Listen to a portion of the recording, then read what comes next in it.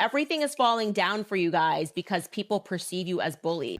Blake Lively's lawyer has officially thrown the towel, and honestly, who can blame him? How the New York Times actively vouched for the veracity of its false narrative. After months of fake claims, media stunts, and courtroom chaos, even he couldn't offend the circus anymore. This wasn't justice. It was a PR meltdown dragging innocent people and legal sanity straight into the trash. We actually want all evidence to come out that's proper and appropriate evidence.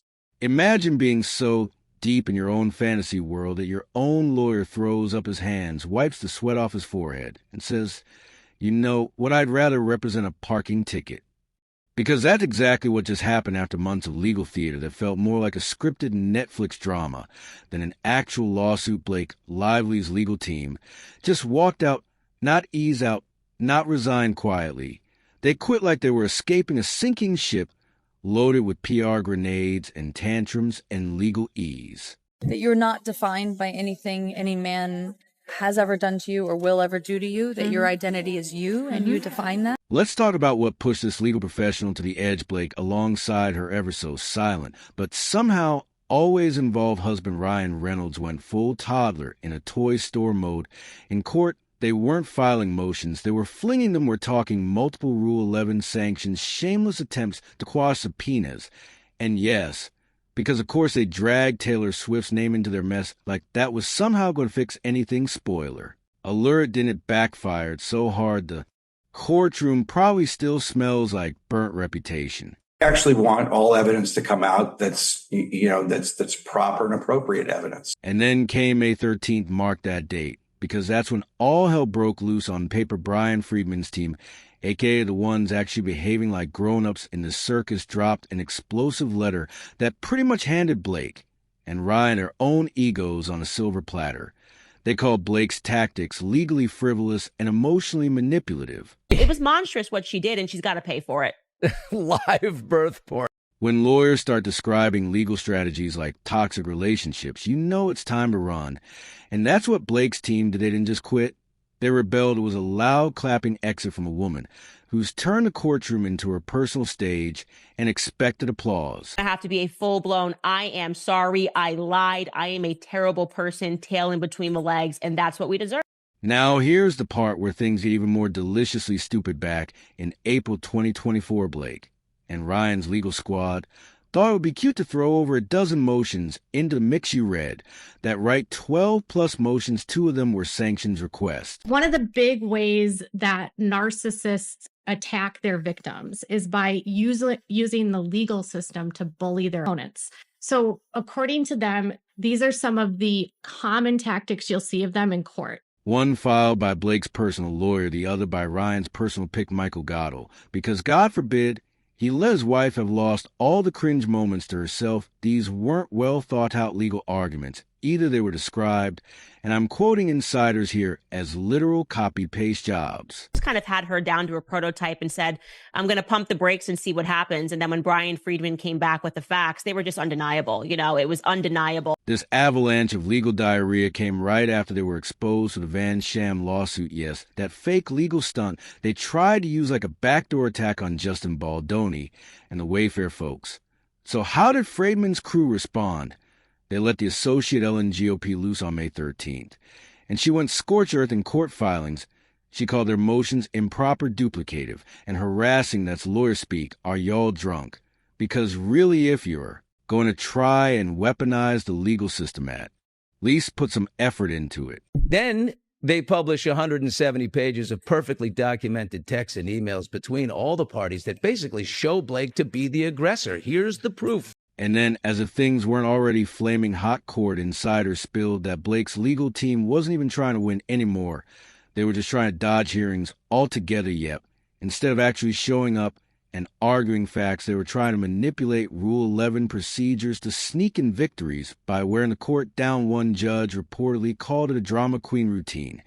And I don't blame him. Blake turned courtroom filings into BuzzFeed articles. Her obsession with winning the narrative was so intense, her own legal team started whispering about the internal pressure. They were under to push claims that made zero legal sense but made great headlines. That's the whole point of a lawsuit is you just start with allegations, and allegations are not evidence. They're just statements of fact that help establish this is the claim that I'm bringing. So now we hit the real kicker, the part where the dam broke, that same May 13th letter. It dropped the bomb and not the fun fireworks. Kind of exposed how Blake's legal team was pushing Rule 11 violations like candy at a party. They went after people who had no legal standing in the case Jamie Heath, Melissa Nathan involved, and just casually tossing names into the fire, like it was a gossip column Fredman's team clapped back, calling the sanctions. Demand not just weak, but a straight-up weapon of harassment, yes. That's a real quote. And I don't know about you, but when a judge hears that your legal strategy is harassment dressed up in filing paper things are not going your way. I knew a bit about her. I knew how she grew up. I knew that she kind of was one of these people. What tends to be the case is that when you grow up with everything, you create things out of nothing because you're looking for struggle in your life and you're used to getting whatever it is that you want. One of the biggest issues Blake's team was using something called group pleading, which is basically a lazy way of saying, we're blaming all of y'all, deal with it. It's legally sketchy and intellectually insulting. And the best part, even if it were a real problem, it's fixable. It's what they call a curable defect in court, not something you start flinging sanctions over, which makes Blake's strategy about a sound as her judgment in choosing co-defendants. And how this filing is pure comedy and insanity.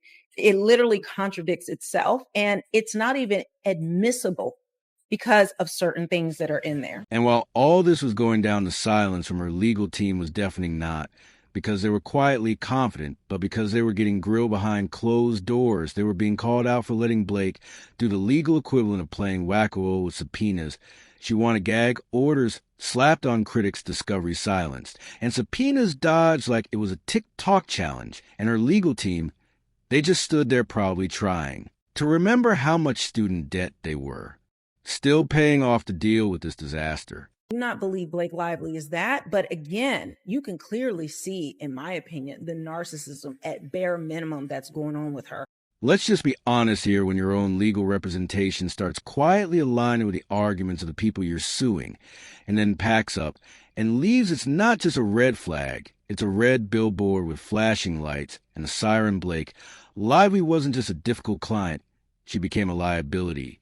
So massive her lawyers would rather risk working retail during tax season and file another motion on her behalf. This isn't how court works. This isn't how law works. And this sure as hell isn't how justice works. But it is how Blake Lively worked, performative, petty, and completely out of touch with reality. And her lawyer, well, he finally got the memo. You guys were complicit here. You guys were involved in this every step of the way. Let's get something straight. When a lawyer realizes he's not working on a lawsuit, but starring in a deranged press release written by a fame-hungry actress who thinks Deadpool memes count as legal arguments, it's time to run. And Blake Lively's now former legal team, they ran like the building was on fire.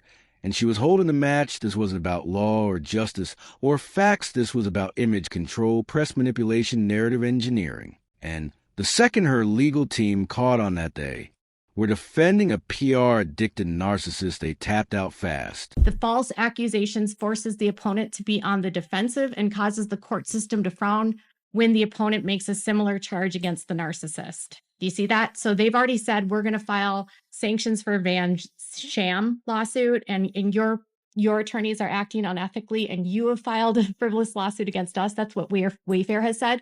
You'd think that after filing a ridiculous number of sanctions and blowing up over every subpoena, she'd eventually start focusing on evidence. But nope, according to people close to the team, Blake and her lovable legal genius Ryan Reynolds actually asked their attorneys to include tweets, tabloid headlines, and yes, Deadpool jokes in official court filings. I'm not kidding, this woman genuinely thought a superhero punchline would be persuasive in a federal courtroom. We're now living in an age where Blake Lively's legal strategy is indistinguishable from a BuzzFeed quiz. Yeah, and again, at the same time, Nathan assembled a team that could dominate social media through full social account takedowns by starting threads of theories and... Hold that thought. Here we go. Generally working to change the narrative. So it's impossible to know how much they planted and how much of it originated organically. Well, wait a minute. But way it gets better, one of the actual filings submitted to court included a section where Blake's team questioned whether Disney was complicit in Ryan using shareholder revenues for a personal grudge, yet apparently this lawsuit wasn't enough drama. So they decided to drag Disney into it too, like Mickey Mouse was somewhere in a boardroom plotting Ryan's courtroom revenge. They try to argue that a pool scene in Deadpool and Wolverine, yes, a literal movie clip, was somehow evidence that Ryan mocked Justin Baldoni because, of course, when your legal argument has no leg to stand on, you start quoting superhero movies and pretend it's testimony. Senseless motions and hearings in order to delay the process. They will file senseless motions, excessive hearings, and multiple postponements. This is again done to drain the financial resources of the opponent and create an atmosphere of the never-ending lawsuit. The lawyers were done mentally, spiritually, legally done. One source said it best: this wasn't legal strategy. It was a PR stunt gone rogue. The legal team had signed on for a lawsuit, not a cinematic universe, Blake. Lively wasn't trying to win in court. She was trying to trend on Twitter. She didn't want to submit evidence. She wanted to submit vibes, and her lawyers, bless their broken spirits, finally realized they weren't defending a client. They were ghostwriting for a walking press release with a god. Complex, and then came the clapback of the century. Brian Friedman, cool as ever, filed a legal nuke that dismantled Blake's circus from top to bottom. He refused to play into her baiting tactics, and instead filed what can only be described as a surgical takedown. His response shredded Blake's entire motion and accused her of manufacturing drama for media play. That one line alone probably made Blake's lawyer consider a different career path, maybe yoga, maybe go farming, anything but this. Even the judge wasn't having it. Blake's request of sanction for Friedman, completely denied, ruled legally hollow, just like the claims she's been parading around since day one. And to make it even worse, the court actually warned her team that their repeated attempts to silence their critics bordered on First Amendment violations. Yes, that's how far gone Blake was. She wasn't just trying to win a lawsuit anymore. She was trying to gag anyone who didn't write nice things about her on the internet at that point. Her lawyer had seen enough word, as he flat out refused to sign any more filings unless Blake's entire strategy changed, which of course it didn't. Because why adjust when you can triple down on your own delusion, right, rather than scale back to insanity? Blake just kept charging forward like she genuinely believed she was a misunderstood protagonist in a courtroom rom-com, except no one was laughing, not even her own team. They keep going to the court so that they can get ahead of things, so that when Baldoni and Wayfair do respond, the court looks at them like they're crazy. Behind the scenes, it was even uglier. Sources from inside her legal circle say the team started cracking under the pressure, not from the case itself, but from Blake's total disregard for legal ethics. Remember, when she tried to subpoena Taylor Swift's phone records, yeah, that was from a fake lawsuit, not a real one, a fabricated legal stunt used to dig into personal data and leak it later. That wasn't a slip-up. That was a weaponized abuse of process, and her lawyers were not okay with the detention. Got so bad that even Michael Godd's own sanctions filing was rejected by his own firm partners because they said it was redundant and emotionally driven. You heard that right. Even the people who work for him were like, hey man, this is unhinged chill. It wasn't about justice. It was about revenge headlines and emotional outbursts wrapped in legal jargon. And just when you think this circus couldn't add another act, it did. Apparently Blake was so obsessed with looking stronger than Baldoni that she treated court filings like Instagram captions. I wish that was a joke. She literally demanded rewrites of motions to make herself look like the boss babe of the year. In legal text, can you imagine being a Harvard-educated lawyer and being told to make this motion sound more empowering? Because that's what was happening. Everything. And it really was quite horrific, because you just go, what kind of a monster even goes through with this CRD filing? Like, they're basically bullying him again in the lawsuit. And then there's Leslie Sloan, a publicist who thought she was a lawyer. At one point, she was reportedly reviewing court documents before they were even finalized. Yes, the PR manager had more influence over legal filings than the actual lawyers. Because when you're Blake Lively, why listen to legal experts when you have a publicist with a Wi-Fi connection and a Pinterest board titled Courtroom Chic? As we know, Justin Baldoni is suing him, Blake Lively, and their PR person Leslie Sloan for $400 million. Let's just call it like it is. The lawyers didn't quit the case. They quit her. They quit the Instagram strategy, the drama, the lies, the fake lawsuits, the Deadpool jokes, the Taylor Swift subpoenas, the tabloid level tantrums. They quit the ego trip. She called a lawsuit and walked away with whatever dignity they had left Blake. Lively wanted legal warriors. She got crisis managers with law degrees who finally said enough. But it looks as though she's a narcissist, like an actual diagnosed narcissist. And now here she is, loyalist, strategyless, and spiraling, still try to control the narrative while the courtroom laughs in slow motion. You can't PR your way out of mess when the judge already sees the script, and no amount of Ryan's passive smirks or Deadpool memes can save her from the fact that the people who knew her best, the lawyers who saw it all, chose to walk away instead of walk her to victory. That says everything. Let's talk about the innocent people Blake Lively decided to casually toss into her legal dumpster fire like they were extras in her self-directed courtroom movie Jamie Heath, Melissa Nathan. And even high-ranking WME execs, people who had nothing to do with her so-called trauma parade, suddenly found themselves named in her lawsuit, and not with nuance, not with facts, but with the grace of someone blindly throwing darts in the dark, hoping to hit relevance, their alleged crime. Apparently just existing near Justin Baloney, that's all it took for Blake to slap on the label of intentional interference with zero. And I mean zero actual evidence. We're not talking about a technical error. We're talking about Blake and her legal team tossing names around like they were trying to fill seats at a charity gala. The court filings made them sound like criminal masterminds, when in reality, they were just professionals doing their jobs, completely uninvolved in Blake's mess. This wasn't legal strategy. This was defamation by association, and it made her entire case look like a personal vendetta fueled by ego, not truth. Now here's where it gets extra humiliating. Even Wayfair's legal team, the ones actually playing by the rules, pointed out that the issue Blake's lawyers raised was what's called a curable defect. That means even if there was a mistake in how the plaintiffs were named, it could be fixed with a simple amendment. A normal person would say, cool, let's fix it and move on. But not our Blake. No, she decided to double down and demand sanctions instead.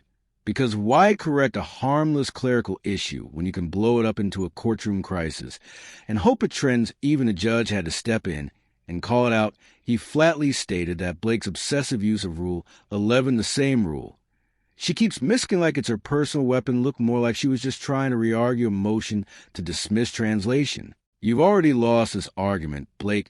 Stop trying to sneak it. Back in with a new font and dramatic flair.